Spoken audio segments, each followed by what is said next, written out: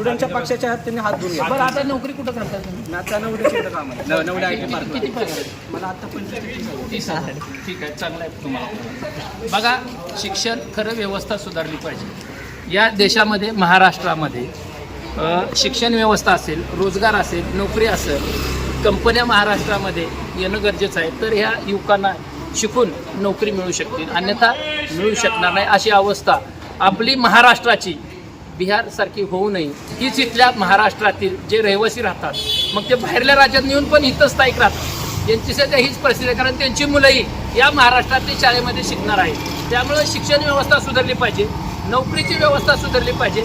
आणि जे कॉर्पोरेटमध्ये काम करतात, म्हणजे सरकारी यंत्रणेमध्ये जेवढी काम करतात, त्याचबरोबर इथले खासदार, आमदार हे सगळ्यांची मुलं पहिला गव्हर्नमेंट शाळेमध्ये, जिल्हा परिषदेच्या शाळेमध्ये घातलं पाहिजे, असे युवकांचं म्हणणं आहे. विजय दंगेकर, लोणारी टाइम्स, पुणे.